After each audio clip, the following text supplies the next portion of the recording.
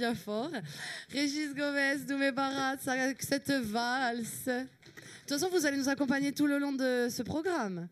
Donc, pour ceux qui seraient tristes de vous voir partir, on doit savoir que vous revenez d'ici quelques secondes.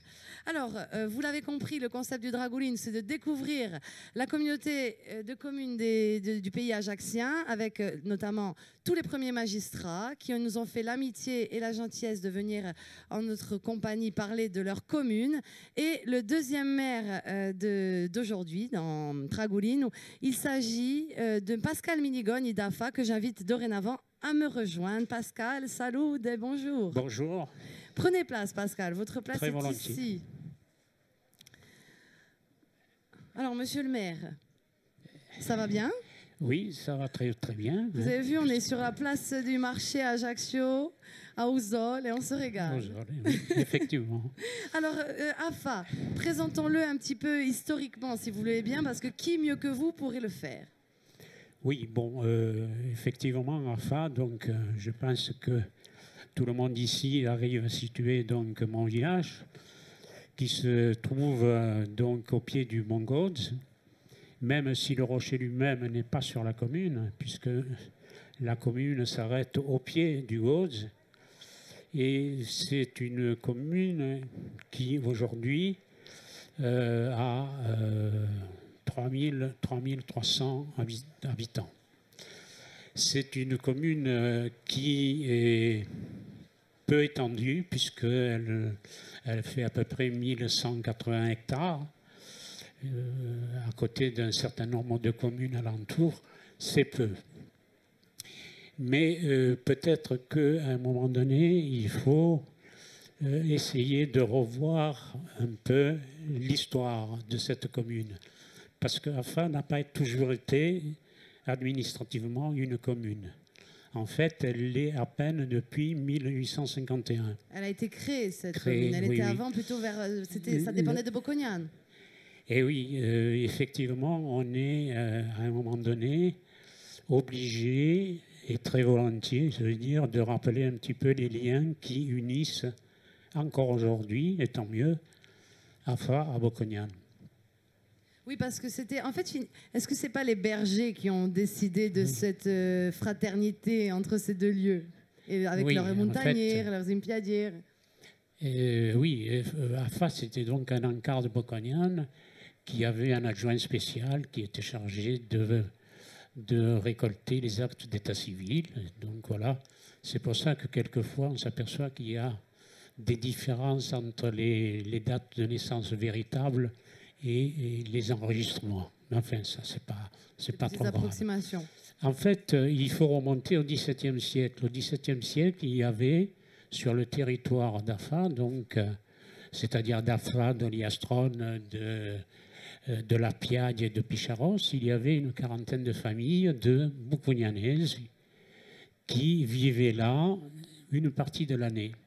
En fait, ils étaient là donc jusqu'au début de l'été. C'était des bergers, et qui étaient venus, rejoignaient les alpages de Bocognane.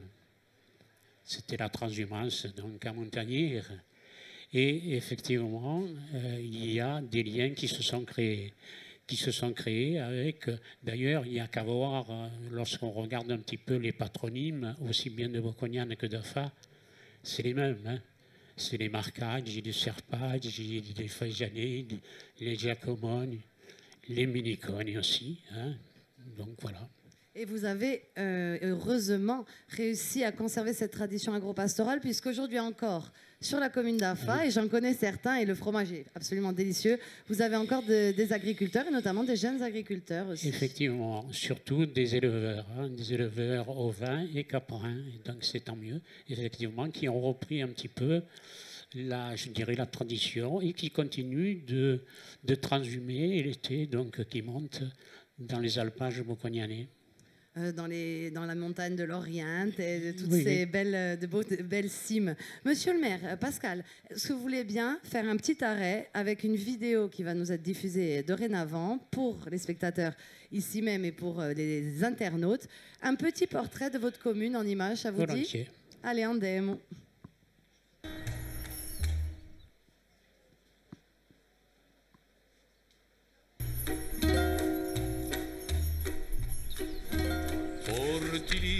e tant'anni come fiori di castagni.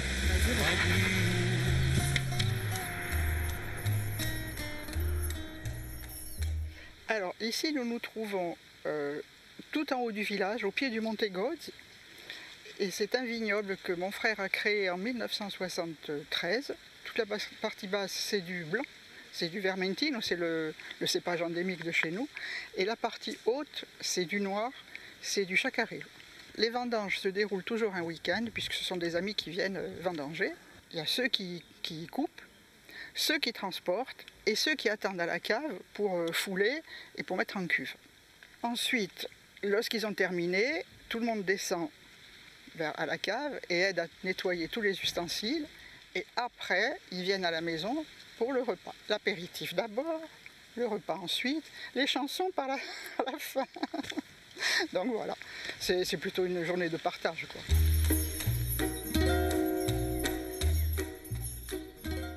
C'était une exploitation qui appartenait à mes grands-parents, puis à mes oncles et tantes paternels. C'est un métier de passion. Il faut aimer ça. Enfin, moi, j'aimais ça quand j'étais petite. À l'époque, les jeunes filles prenaient pas tellement la tête des exploitations. Elles secondaient leur mari ou leurs parents ou leurs frères. Un jour, un de mes oncles a voulu s'arrêter et j'ai pas eu envie que ça s'arrête et j'ai franchi le pas.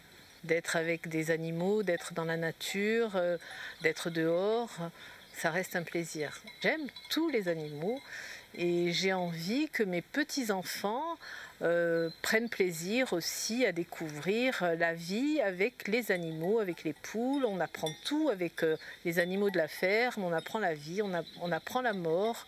C'est essentiel parce que c'est la vraie vie. Je n'ai jamais regretté. Et je referais la même chose si j'avais encore le choix. Si j'avais 20 ans ou 30 ans, je referais la même chose.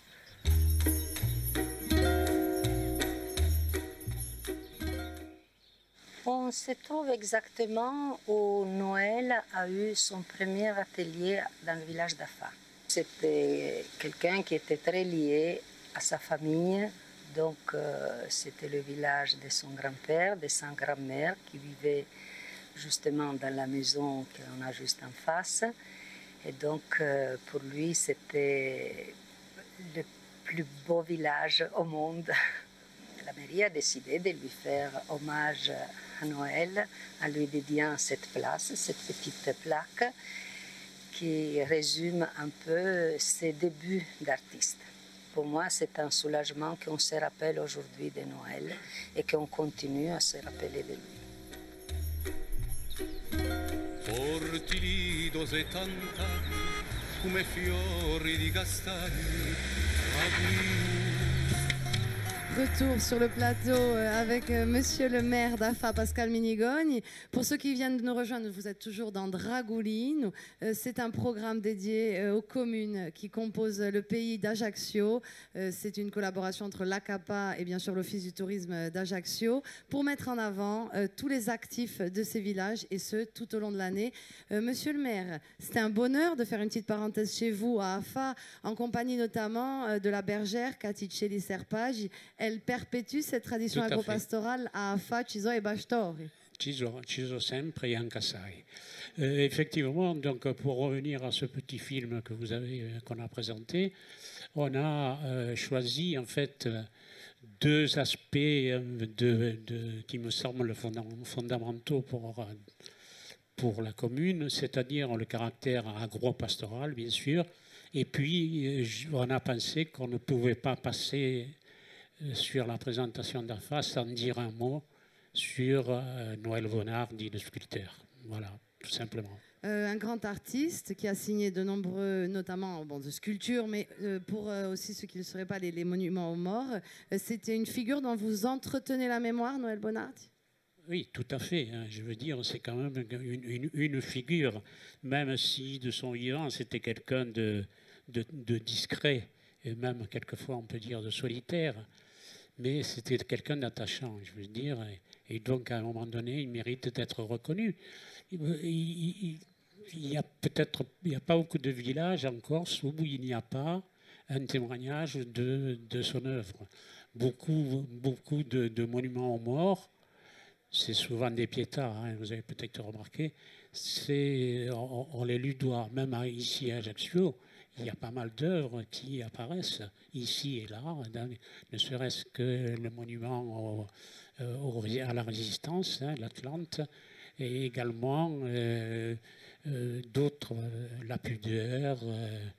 Dans d'autres villages, il y a par exemple à Pianote, il y a les dauphins, enfin, il y a un peu partout des témoignages de son œuvre. Parce que c'est quelqu'un qui a travaillé volontiers les pierres de Corse. Les pierres de Corse, c'est-à-dire notamment qu'il a su dompter avec brio. La durité orbiculaire, le granit, etc., etc. Mais donc, à croire qu'il aimait justement taper sur ces pierres pour en faire ressortir ce qu'à un moment donné il avait imaginé. Bon, il n'a pas travaillé que des pierres, il a travaillé aussi des métaux, il a travaillé l'ivoire, il a travaillé le corail. Il était éclectique au sens. Donc, voilà. Donc, à un moment donné, il mérite qu'on se rappelle de lui. Et c'était donc, il y a d'ailleurs un site internet qui lui est dédié, qui est un témoignage de sa vie et de son œuvre.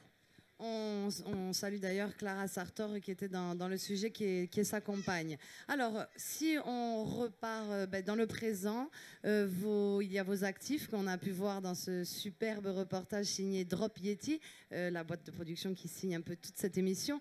Vous avez aussi des projets structurants, notamment avec cette médiathèque qui est dans votre commune. Et vous allez encore l'agrandir ou la surélever, je crois. Oui, bon, effectivement, un village comme le nôtre, qui compte 3300 habitants, à un moment donné, il faut suivre avec les besoins. Bon, on avait une médiathèque qui s'est avérée un peu dépassée, et donc on va ajouter un étage à cette médiathèque. Et puis également, on avait créé il y a 4 ans une crèche.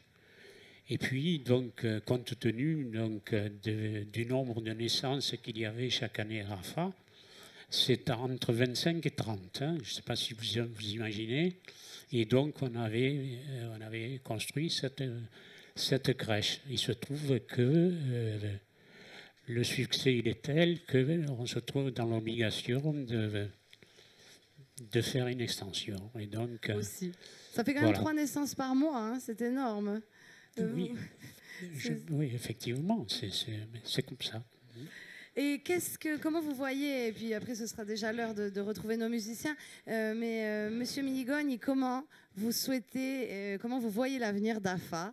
On a parlé de son passé, de ses bergers qui transhumaient jusqu'à Bocognane, mais l'avenir demain, au bord d'Ajaccio, aux bordures d'Ajaccio, comment vous anticipez et prévoyez le demain d'Iavostragomuna? Bon, l'avenir, effectivement, on a l'habitude de dire que c'est la jeunesse. À AFA, il y a 315 gamins qui sont à l'école primaire et maternelle.